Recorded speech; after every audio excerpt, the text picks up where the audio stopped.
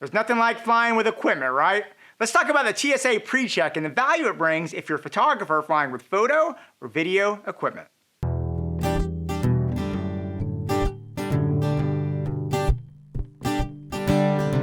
Okay, so those of you who've been watching my channel a lot lately probably recognize that I've been a little spotty in my uploads here, and that is because I have been traveling a tremendous amount this summer for work. I've been flying all over the country doing different things, and I was out there and wanted to talk about the TSA PreCheck that I got for all my flying. Now, I actually did try and do a video when I was in Kalispell, Montana at the airport.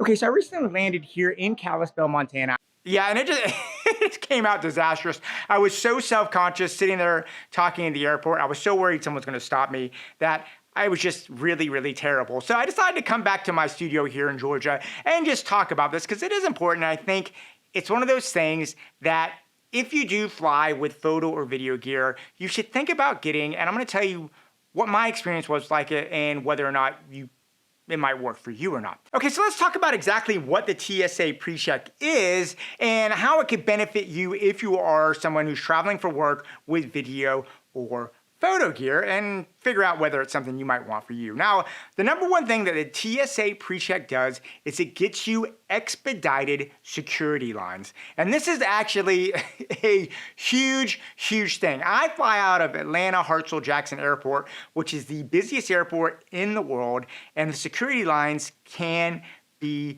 murderous. What's great about the TSA PreCheck, you actually check out in a completely separate security line at the airport. When you get there, it's great. Not only do you go through a faster line, which can literally make a difference of up to 40 minutes getting on an airplane. So that is huge if you're flying, because I hate stressing about making my flight. It's also good knowing you have that peace of mind if you hit traffic or something, you have that little extra buffer once you get to the airport. Now, once you are in the TSA PreCheck, you don't have to remove your shoes, you don't have to take your laptops out of your bags, you can keep your belt on, and if you're wearing a jacket, you can keep your jacket on. And last but not least, if you have the 311 liquids, you don't have to take them out of your bag. And this is actually super helpful for me because I wear contact lenses and I just hate having to take all that stuff out when I'm flying. So I really love that. Now, to get the TSA PreCheck, you do have to jump through some hoops, and this is what you have to consider.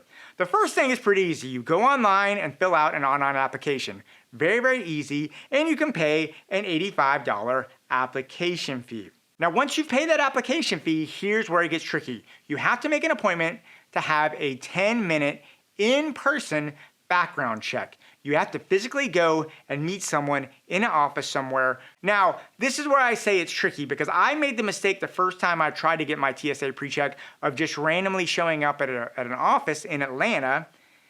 I literally waited for 5.5 hours. No one saw me, and I was still way behind in the line. So I figured that wasn't going to work. So if you do get a TSA PreCheck, make sure you sign up for an appointment. Do not show up at a center because you could risk literally being there all day and not getting shown. Now, if you're someone like me that lives an hour outside of a city like Atlanta, this is an easy process. However, if you're someone that does not live near a big city, this can be arduous. When I was in Montana, I was actually talking to someone that tried to do the same thing, and they had to drive 5 hours to find the nearest center to do this 10-minute in-person background check. So that's something to consider. Check out where the locations are that you can make these in-person background checks when you're applying, because that can make a big difference whether this makes sense for you. Now, once you go do the 10-minute background check, it's very, very easy. I had no problem with it.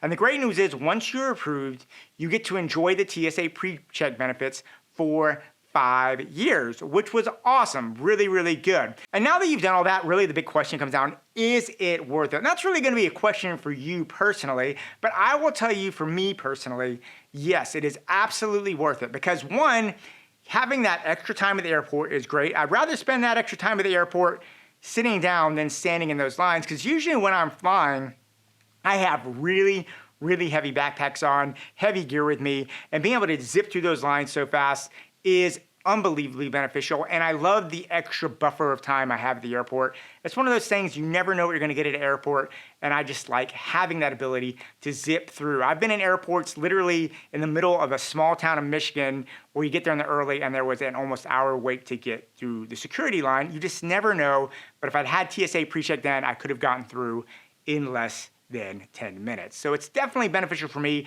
especially when you're flying with commercial work. You don't want to risk missing a flight for any reason, and it's just one more little boost that you have that can get you there.